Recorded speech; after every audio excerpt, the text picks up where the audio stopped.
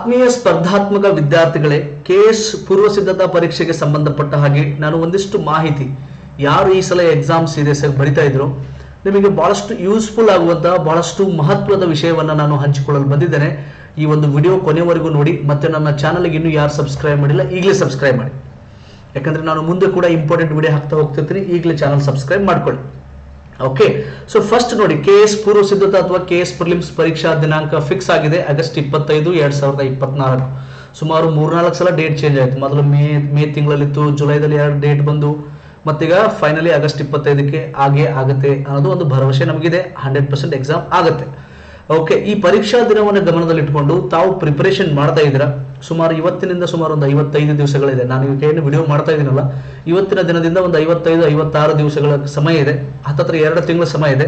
So ಈ ಸಂದರ್ಭದಲ್ಲಿ ತಮಗೆ ಯೂಸ್ಫುಲ್ ಆಗಲಿ ಈ ಒಂದು ವಿಷಯಗಳು ಅಂತ ನಾನು ಈ ವಿಡಿಯೋ ಮಾಡ್ತಾ ಇದ್ದೀನಿ. ಫಸ್ಟ್ ನೋಡಿ, KPSC ಮೈಂಡ್ ಸೆಟ್ ಅರ್ಥ ಮಾಡ್ಕೋಬೇಕು ನಾವು.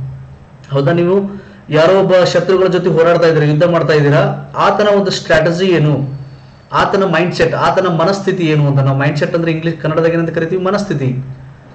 ಆತ ಹೇಗಿದ್ದಾನೆ, ಆತನ ಕ್ಯಾರೆಕ್ಟರ್ ಏನು, ಆತನ ನೇಚರ್ ಏನು.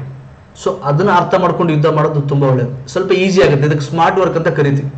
ಸೊ ಅವ್ರು ಎಲ್ಲಿ ಅಟ್ಯಾಕ್ ಮಾಡ್ತಾರೆ, ಹೇಗೆ ಅಟ್ಯಾಕ್ ಮಾಡ್ತಾರೆ, ಯಾವುದಕ್ಕೆ ಮಹತ್ವ ಕೊಡ್ತಾರೆ, ಎದುರಾಳಿ ಏನಂತ ನೀವು ತಿಳ್ಕೊಂಡಿದ್ದೆ ಆದಲ್ಲಿ ನಿಮ್ಮ ಯುದ್ಧ ಬಹಳ ಈಸಿ ಆಗುತ್ತೆ. ಅದೇ ಒಂದು ಬಗ್ಗೆ ನಾನು ಇವತ್ತು ಚರ್ಚೆ ಮಾಡ್ತಾ ಇದ್ದೇನೆ. ಸೊ ಇದಕ್ಕೆ ನಾವು ಏನಂತ ಕರಿತೀವಿ, KPSC ಮೈಂಡ್ ಸೆಟ್ ಏನು, ಹಿಂದೆ ನಡೆಸಿದಂತ KS ಪೂರ್ವ ಸಿದ್ಧತಾ ಪರೀಕ್ಷೆಗಳಲ್ಲಿ ಏನೆಲ್ಲ ಯಾವುದಕ್ಕೆ ಮಹತ್ವ ಕೊಟ್ಟಿದ್ರು, ಈಗ ನೀವು ಅದಕ್ಕೆ ಮಹತ್ವ ಕೊಡಬೇಕು ಅನ್ನೋದು ಇದ್ರ ಬಗ್ಗೆ ಚರ್ಚೆ ಆಗುತ್ತೆ ಇವತ್ತಿನ ಒಂದು ವಿಡಿಯೋದಲ್ಲಿ. ರೈಟ್, ಅದಕ್ಕಿಂತ ಮುಂಚೆ ತಮಗೆ ಪ್ರಚಲಿತ ಘಟನೆಗಳೇನಾದರೂ MCQs ಬೇಕಂದ್ರೆ 4 ಪ್ರಶ್ನೆ ಪತ್ರಿಕೆಗಳನ್ನ ಸಿದ್ಧಪಡಿಸಿದೆ ನಾನು. 400 ಕ್ವಶನ್ಸ್. ಒಂದು ಪ್ರಶ್ನೆ ಪತ್ರಿಕೆಗೆ 15 ರೂಪಾಯಿ, ಅಂದ್ರೆ 60 ರೂಪೀಸ್. ಬಾಳೇನಲ್ಲ, 60 ರೂಪಾಯಿದಲ್ಲಿ ನಿಮಗೆ 4 ಪ್ರಶ್ನೆ ಪತ್ರಿಕೆಗಳು ಸಿಗುತ್ತೆ. ಇದನ್ನ ಸದುಪಯೋಗ ಪಡಿಸ್ಕೊಳ್ಳಿ. 2 ಪ್ರಶ್ನೆ ಪತ್ರಿಕೆಗಳು ರಾಷ್ಟ್ರೀಯ ಮತ್ತು ಅಂತಾರಾಷ್ಟ್ರೀಯ ಘಟನೆಗಳು, ತುಂಬಾ ಇಂಪಾರ್ಟೆಂಟ್ ಕ್ವಶನ್ಸ್ ಇದೆ. 2 ಪ್ರಶ್ನೆ ಪತ್ರಿಕೆಗಳು ಆರ್ಥಿಕ ಸಮೀಕ್ಷೆ, ರಾಜ್ಯ ಪ್ರಮುಖ ಘಟನೆಗಳು ಮತ್ತು ಸ್ವಲ್ಪ ಬಜೆಟ್ ಕ್ವಶನ್ಸ್. ಪೇಪರ್ 2 ಕ್ಲಿಯರ್ ಇದೆಯಾ? ಸೊ ಇಲ್ಲಿ 200 ಕ್ವಶನ್ಸ್, ಇಲ್ಲಿ 200 ಕ್ವಶನ್ಸ್, 400 ಕ್ವಶನ್ಸ್ ಇದೆ. 60 ರೂಪಾಯಿ ಸಿಗುತ್ತೆ. ನನಗೆ ವಾಟ್ಸಪ್ ಮೆಸೇಜ್ ಮಾಡಬೇಕಷ್ಟೇ. ದಯವಿಟ್ಟು ಯಾರು ಕಾಲ್ ಮಾಡಂಗಿಲ್ಲ. 7026583625 ಈ ನಂಬರ್ಗೆ ಜಸ್ಟ್ CA ಅಂತ ನೀವು ಟೈಪ್ ಮಾಡಿದ್ರೆ, CA ಅಂತ ನೀವು ವಾಟ್ಸಪ್ ಹಾಕಿದ್ರೆ ನಾನು ನಿಮಗೆ ಕಳಿಸಿರ್ತೀನಿ ಕ್ವಶನ್ ಪೇಪರ್. ನೀವು ಆಮೇಲೆ ಫೋನ್ ಪೇ ಮಾಡಬೇಕು. ಕ್ಲಿಯರ್ ಇದೆಯಾ? ಇಷ್ಟ ಸಿಂಪಲ್. ಅದೇ ತರ ಸಾಮಾನ್ಯ ಜ್ಞಾನ GK, KS ಅನ್ನ ಗಮನದಲ್ಲಿಟ್ಕೊಂಡು, KPSC ನ ಗಮನದಲ್ಲಿಟ್ಕೊಂಡು 6 ಪ್ರಶ್ನೆ ಪತ್ರಿಕೆಗಳನ್ನು ಸಿದ್ಧಪಡಿಸಿದ್ದೇನೆ. GK. ಸೊ ಎಲ್ಲ ಬಂತು, ಸಂವಿಧಾನ, ಹಿಸ್ಟ್ರಿ, ಜಾಗ್ರಫಿ ಎಲ್ಲ ಬರುತ್ತೆ. ಸೊ ಪ್ರತಿ ಪ್ರಶ್ನೆ ಪತ್ರಿಕೆಯಲ್ಲಿ 100 ಪ್ರಶ್ನೆಗಳಿರುತ್ತೆ, ಮತ್ತೆ ಕೀ ಆನ್ಸರ್ಸ್ ಕೂಡ ಇರುತ್ತೆ. ಇಲ್ಲಿ ಕೀ ಆನ್ಸರ್ ಇದೆ ಕರೆಂಟ್ ಅಫೇರ್ಸ್ಗೆ. ಇದು ಸಾಮಾನ್ಯ ಜ್ಞಾನಕ್ಕೆ ಕೀ ಆನ್ಸರ್ ಪ್ಲಸ್ ಎಕ್ಸ್ಪ್ಲನೇಷನ್ ಇದೆ. ಎಕ್ಸ್ಪ್ಲನೇಷನ್ ಗೊತ್ತಾಗುತ್ತಲ್ಲ, ವಿವರಣೆಯೊಂದಿಗೆ ಕೀ ಉತ್ತರಗಳು. ಸೊ ಪ್ರೈಸ್ 150 ಇದೆ. ಒಂದು ಕ್ವಶನ್ ಪೇಪರ್ಗೆ 25 ರೂಪಾಯಿ ನೋಡಿ, ಯಾಕಂದ್ರೆ ಇಲ್ಲೆಲ್ಲ ವಿವರಣೆ ಇದೆ, ಬಹಳ ಲೆಂತಿ ಇದೆ ಕ್ವಶನ್ ಪೇಪರ್ಸ್. ಎಕ್ಸ್ಪ್ಲನೇಷನ್ ಇರುವುದರಿಂದ 25 ಇದೆ, 150 ರೂಪೀಸ್ ಇದೆ. WhatsApp number same. ನೀವು ಜಸ್ಟ್ GK ಅಂತ ಟೈಪ್ ಮಾಡಿ. GK ಅಂತ ಟೈಪ್ ಮಾಡಿದ್ರೆ ನಾನು ನಿಮಗೆ 6 ಪ್ರಶ್ನೆ ಪತ್ರಿಕೆಗಳು ಕಳಿಸ್ತೀನಿ. ನೀವು ನನಗೆ 150 ಕಳಿಸ್ಬೇಕು. ನಿಮಗೆ 2 ಬೇಕಂದ್ರೆ CA ಪ್ಲಸ್ GK ಅಂತ ಕಳಿಸಿ. ಕರೆಂಟ್ ಅಫೇರ್ಸ್ ಪ್ಲಸ್ GK ಅಂತ ಕಳಿಸಿದ್ರೆ 2 210 ಆಗುತ್ತೆ, 210 ಆಗುತ್ತೆ. ಬಟ್ 200 ಅಲ್ಲಿ ಕೊಡ್ತೀನಿ. ಅದು 60, ಇದು 150. 200 ಅಲ್ಲಿ 2 ತಗೋಬಹುದು. ಇದರ ಸದುಪಯೋಗ ಪಡಿಸ್ಕೊಳ್ಳಿ. ನಿಮ್ಮ KS ಪರೀಕ್ಷೆಗೆ ತುಂಬಾ ಯೂಸ್ಫುಲ್ ಆಗಲಿದೆ. ಓಕೆ, ಈಗ ಬರೋಣ. ಸೊ ಈಗ KPSC ಮೈಂಡ್ ಸೆಟ್ ಬಗ್ಗೆ ಮಾತಾಡೋಣ. KPSC ಅವರ ಮೈಂಡ್ ಸೆಟ್ ಏನು, ಅವರ ಮನಸ್ಥಿತಿ ಏನಂದ್ರೆ, ಹಳೆ ಪ್ರಶ್ನೆ ಪತ್ರಿಕೆಗಳಿಂದ ಬಹಳಷ್ಟು ರಿಪೀಟ್ ಆಗ್ತಾ ನೋಡ್ರಿ. Yes, this is very important.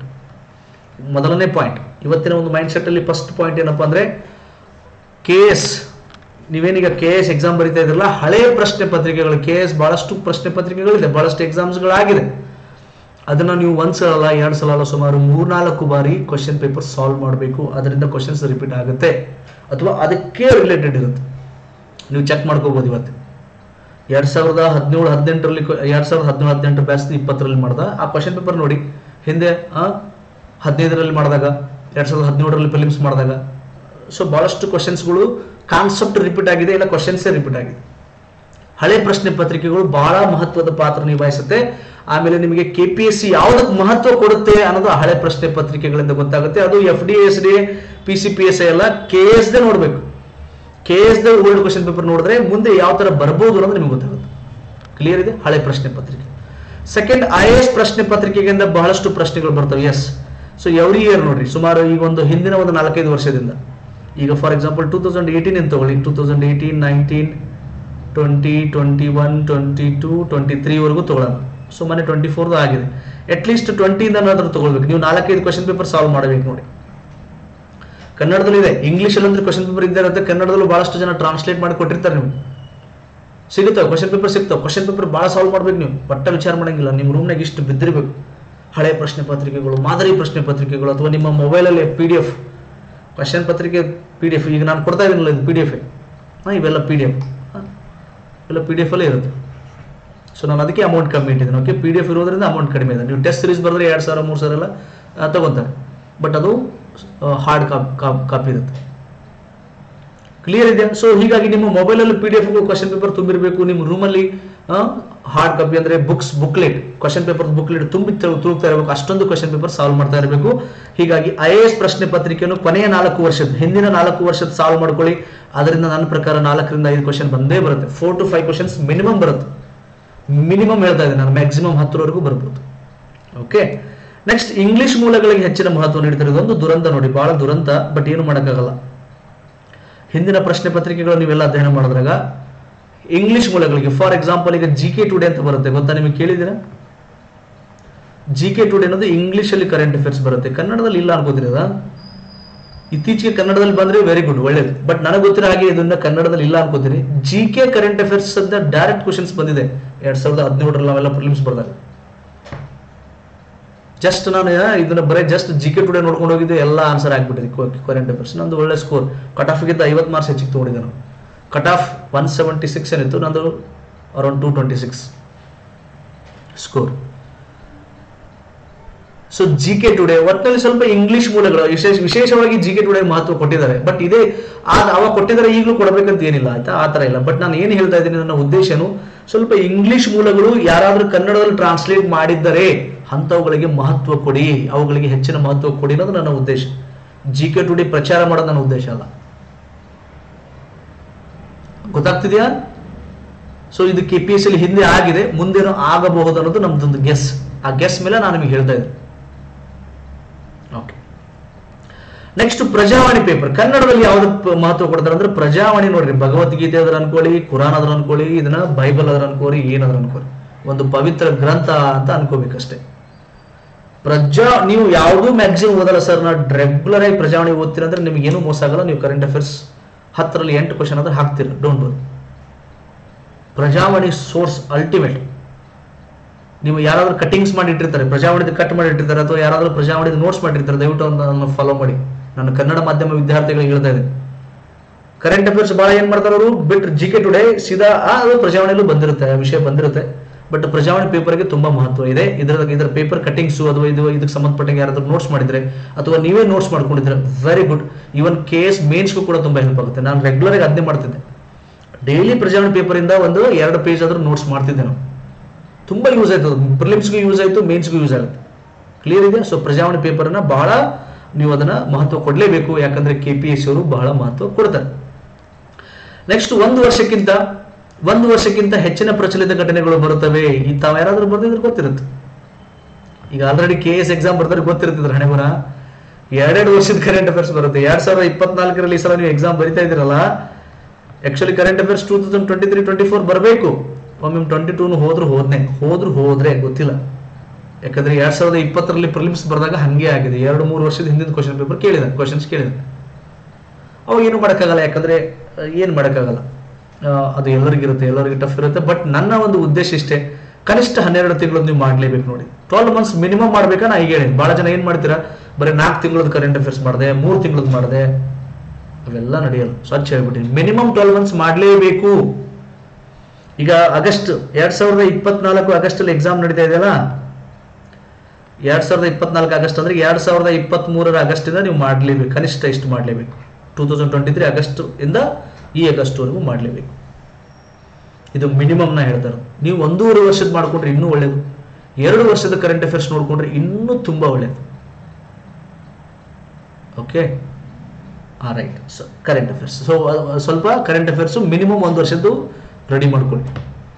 ಪ್ರಶ್ನೆ ಪತ್ರಿಕೆಯಲ್ಲಿ ಪ್ರಶ್ನೆಗಳು ಉದ್ದ ಇರ್ತವೆ, ಹೀಗಾಗಿ ಟೈಮ್ ಮ್ಯಾನೇಜ್ಮೆಂಟ್ ಬಗ್ಗೆ ಅರಿವಿರಲಿ. ಎಸ್, KS ಪ್ರಶ್ನೆ ಪತ್ರಿಕೆ ಅಂದ್ರೆ ಲೆಂತಿ ಪೇಪರ್, ಲೆಂತಿ ಇರುತ್ತೆ. ಅವನು ನೇರವಾಗಿ ಇದ್ದಂಥದ್ದನ್ನು ನೇರವಾಗಿ ಕೇಳಲ್ಲ. ಈಗ ಸುತ್ತಿ ಬೆಳೆಸಿ ಬಂದು ಕೇಳ್ತಾನೆ, ಉತ್ತರ ಅದೇ ಇರುತ್ತೆ, ಸಿಂಪಲ್. ಬಟ್ ಪ್ರಶ್ನೆ ಎಲ್ಲ ಲೆಂತಿ ಇರ್ತವೆ. ನೀವು ಹಳೆ ಪ್ರಶ್ನೆ ಪತ್ರಿಕೆಗಳು ನೋಡಿ, ಇತ್ತೀಚಿನ ಹಳೆ ಪ್ರಶ್ನೆ ಪತ್ರಿಕೆ ನೋಡಿ, 2020 ನೋಡಿ, 2017 ನೋಡಿ, 2015 ಮಾಡಿದ್ದಾರೆ ಪ್ರಿಲಿಮ್ಸ್, ಅವೆಲ್ಲ ಕ್ವಶನ್ ಪೇಪರ್ಸ್ ನೋಡಿ ನೀವು. ಟೈಮ್ ಸಾಕಾಗಲ್ಲ ನಾ ಈಗ ಹೇಳಿನಿ. ಸೊ ಟೈಮ್ ಮ್ಯಾನೇಜ್ಮೆಂಟ್ ಬಗ್ಗೆ ಹೀಗೆ ಇರಲಿ. ಪ್ರಶ್ನೆ ಪತ್ರಿಕೆ ಲೆಂತ್ ಇರುತ್ತೆ, ನೀವು ನಿಮ್ದು ಅಕ್ಯುರಸಿ ಇರಬೇಕು, ಸ್ಪೀಡ್ ಇರಬೇಕು, ಆದ್ರೆ ಅವಸರ ಮಾಡಬಾರ್ದು. ಅರ್ಥ ಆಗ್ತಿದೆಯಾ? ಕ್ವಶನ್ ಪೇಪರ್ ಅಳ್ಳು ಹೊಡೆದಂಗೆ ಪಟ ಪಟ ಪಟ ಪಟ ಸಾಲ್ವ್ ಮಾಡಬೇಕು, ಆದ್ರೆ ಅವಸರ ಮಾಡಬಾರ್ದು. ಅವಸರ ಮಾಡಿದ್ರೆ ತಪ್ಪಾಗುತ್ತೆ. ಅದಕ್ಕೆ ನೀವೇನ್ ಮಾಡಬೇಕು, ಹೆಚ್ಚೆಚ್ಚು ಪ್ರಶ್ನೆ ಪತ್ರಿಕೆಗಳು ಸಾಲ್ವ್ ಮಾಡಬೇಕು. ನಾ ಕೊಟ್ಟಿದ್ದೀನಲ್ಲ ಇವೆಲ್ಲ ಟೈಮ್ ಹಚ್ಕೊಂಡು ಸಾಲ್ವ್ ಮಾಡಿ. ನಾ ಏನೀಗ ಈ PDF ಕೊಟ್ಟಿನಲ್ಲ, ಫಸ್ಟ್ 100 ಪ್ರಶ್ನೆಗಳು ಕೊಟ್ಟಿನಿ, ಆಮೇಲೆ ಲಾಸ್ಟಿಗೆ ಆನ್ಸರ್ ಕೊಟ್ಟಿನಿ. ಅಂದ್ರೆ ನೀವು ಫಸ್ಟ್ ಟೈಮ್ ಹಚ್ಚಿ ಸಾಲ್ವ್ ಮಾಡಬೇಕು, ಆಮೇಲೆ ಲಾಸ್ಟಿಗೆ ಆನ್ಸರ್ ನೋಡ್ಬೇಕು. ಬಹಳ ಜನ ಏನ್ ಮಾಡ್ತೀವಿ, ನೀವು ಪ್ರಶ್ನೆ ನೋಡಿದ್ರು ಉತ್ತರ ನೋಡಿದ್ರೆ ಅದು ನೆನಪುಳಿಯಲ್ಲ, ಅದು ವೇಸ್ಟ್. ಅದು ನೀವು ಪ್ರಶ್ನೆ ಪತ್ರಿಕೆ ಬಿಡ್ಸಕ್ಕೆ ಹೋಗ್ಬೇಡಿ. ಫಸ್ಟ್ 100 ಕ್ವಶನ್ ನೋಡ್ಬೇಕು, ತಲೆ ಓಡಿಸ್ಬೇಕು, ತಲೆ ಕೆಡ್ಸ್ಕೋಬೇಕು. ಆ ತಲೆ ಕೆಡ್ಸ್ಕೊಂತಿರಲ್ಲ, ಅದೇ ರಿಯಲ್ ನಾಲೆಜ್, ಅದು ಯಾವತ್ತೂ ಮರೆಯಲ್ಲ ನೀವು. ಈಗ ಲಾಸ್ಟಿಗೆ ಆನ್ಸರ್ ನೋಡ್ಬೇಕು.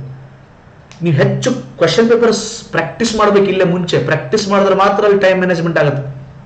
ಕೊಟ್ಟಿರುವ ಸಮಯದಲ್ಲಿ ಮಾತ್ರ ನೀವು ಸಾಲ್ವ್ ಮಾಡಕ್ ಸಾಧ್ಯ. ನೀವು ಇಲ್ಲಿ ಪ್ರಶ್ನೆ ಪತ್ರಿಕೆಗಳು ನೋಡೇ ಇಲ್ಲ, ಹಳೆ ಪ್ರಶ್ನೆ ಪತ್ರಿಕೆಗಳು ನೋಡಿಲ್ಲ, ಮಾಡಲ್ ಪ್ರಶ್ನೆ ಪತ್ರಿಕೆಗಳು ನೋಡಿಲ್ಲ, ಸಾಲ್ವ್ ಮಾಡೇ ಇಲ್ಲ ಅಂದ್ರೆ ಅಲ್ಲಿ ಹೋದ್ಮೇಲೆ ನಿಮ್ಗೆ ಟೈಮ್ ಸಾಕಾಗೋದಿಲ್ಲ, ಗ್ಯಾರಂಟಿ ಕೊಡ್ತೀನಿ. ಅರ್ಥ ಆಯ್ತಾ? ಸೊ ಲೆಂತ್ ಇರುತ್ತೆ ಪೇಪರು, ಸ್ವಲ್ಪ ಟೈಮ್ ಮ್ಯಾನೇಜ್ಮೆಂಟ್ ಬಗ್ಗೆ ಬಹಳ ಅರಿವಿರಲಿ, ಗಮನ ಇರಲಿ. ನಿಮ್ಗೆ ಅಲರ್ಟ್ ಮಾಡ್ತಾ ಇದ್ದೀನಿ ನಾನು. ಯಾವ್ದಾದ್ರು ಒಂದು ವಿಷಯಕ್ಕೆ ಹೆಚ್ಚಿನ ಮಹತ್ವ ನೀಡ್ತಾರೆ, ಅದಕ್ಕೆ ಮಾನಸಿಕವಾಗಿ ರೆಡಿ ಇರಿ, ಮೆಂಟಲಿ ಪ್ರಿಪೇರ್ ಇರಿ. ಧುಮ್ಮದ ಸರ್ಪ್ರೈಸ್,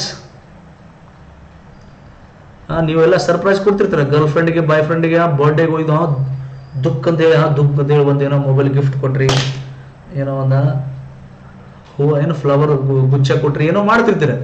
ಹಂಗೆ ಎಕ್ಸಾಮ್ದಲ್ಲಿ ಆ KPSC ದುಗ್ಗ ತಂದಿಟ್ಬಿಡ್ತಾರೆ.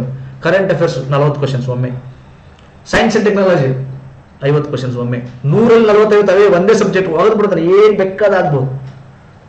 ಸರ್ಪ್ರೈಸ್ಗೆ ರೆಡಿ ಇರಿ. KPSC ಅಂದ್ರೆ ಸರ್ಪ್ರೈಸ್, ಸರ್ಪ್ರೈಸ್ ಅಂದ್ರೆ KPSC.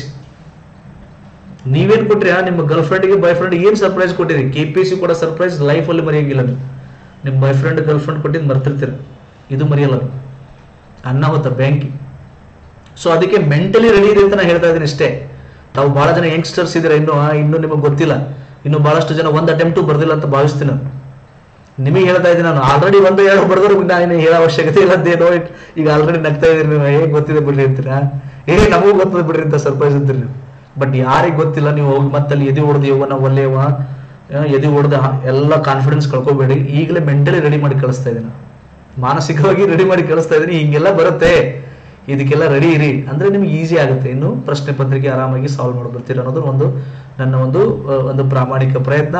I hope these points will help you. ಈ ಎಲ್ಲ ಪಾಯಿಂಟ್ಸ್ಗಳು ನಿಮಗೆ ಹೆಲ್ಪ್ ಆಗುತ್ತೆ ಅಂತ ಭಾವಿಸ್ತೀನಿ. ಲೈಕ್ ಮಾಡಿ, ವಿಡಿಯೋ ಇಷ್ಟ ಆಯ್ತಾ ಲೈಕ್ ಮಾಡಿ, ನಿಮ್ಮ ಸ್ನೇಹಿತರಿಗೂ ಕೂಡ ಶೇರ್ ಮಾಡೋದನ್ನ ಮರಿಬೇಡಿ. ಯಾರಾದ್ರೂ ನಿಮ್ಮ ಅಣ್ಣ, ಅಕ್ಕ, ತಮ್ಮ, ತಂಗಿ ಯಾರಾದ್ರೂ ಓದ್ತಿರ್ತಾರೆ ಎಕ್ಸಾಮ್ಗೆ, ಅವ್ರಿಗೂ ಕೂಡ ವಿಡಿಯೋ ಶೇರ್ ಮಾಡಿ. ಕ್ವಶನ್ ಪೇಪರ್ ತಗೊಳ್ಳಿ, ಜಸ್ಟ್ ನನಗೆ ವಾಟ್ಸಪ್ ಅಲ್ಲಿ ಮೆಸೇಜ್ ಹಾಕಿ. ಕರೆಂಟ್ ಅಫೇರ್ಸ್ ಬೇಕಂದ್ರೆ CA, GK ಬೇಕಂದ್ರೆ GK, ಎರಡೂ ಬೇಕಂದ್ರೆ CA + GK ಅಂತ ಟೈಪ್ ಮಾಡಿದ್ರೆ ನಾನು ನಿಮಗೆ ಕಳಿಸಿರ್ತೀನಿ. ನೀವು ಆಮೇಲೆ ಫೋನ್ ಪೇ ಮಾಡಬೇಕು. ಥ್ಯಾಂಕ್ ಯು ಸೊ ಮಚ್, ಧನ್ಯವಾದಗಳು. ಮತ್ತೆ ಮುಂದಿನ ವಿಡಿಯೋದಲ್ಲಿ ಭೇಟಿ ಆಗ್ತೀನಿ. ಧನ್ಯವಾದ.